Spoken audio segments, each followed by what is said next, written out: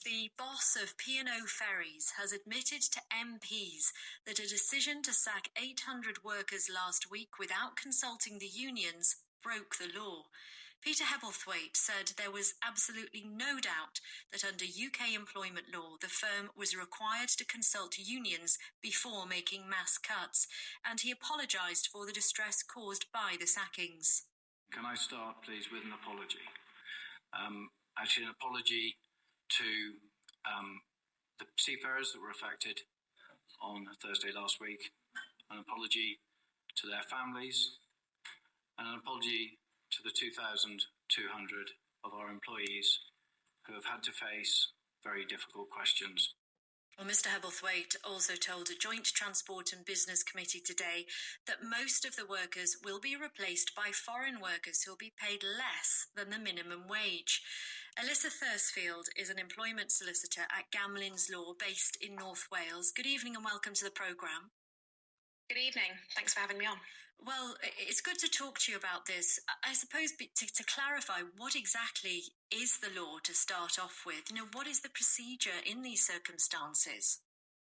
So if they're making the number of people redundant that occurred in this instance, they should have been engaged in what's called collective consultation.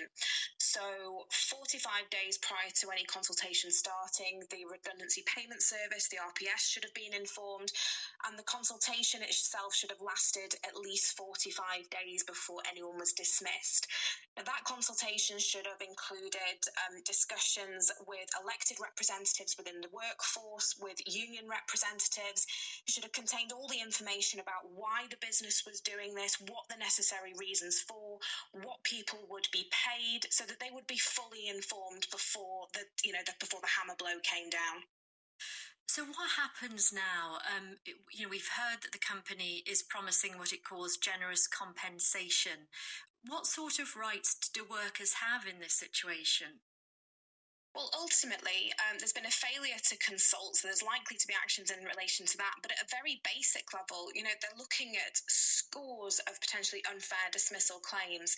Now, what I anticipate they're going to be hoping is with these so-called generous payments, we don't know the level of those yet, is that people will be settling out of tribunal and settling those claims, and that they're not going to be dragged through the courts for months and months.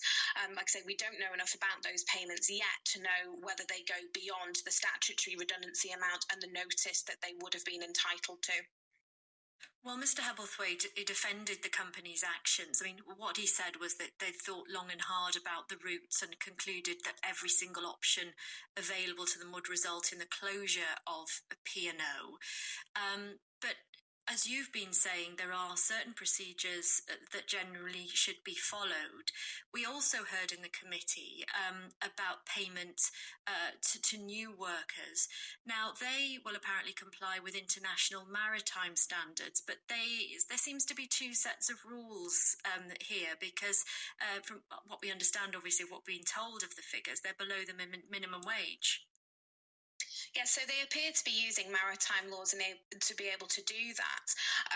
Ethically, that doesn't sit right with me, particularly in terms of the number of people that they've let go to be able to do this. And when the company talks about that this was unavoidable, that there was no other way of doing this, well, frankly, they had the time to consider all of those options, so they had the time to pass on those considerations and consult on them. It just doesn't seem to wash that they could only do this in one day and just notify people without having, at least, a bit of consultation time before they made the decision.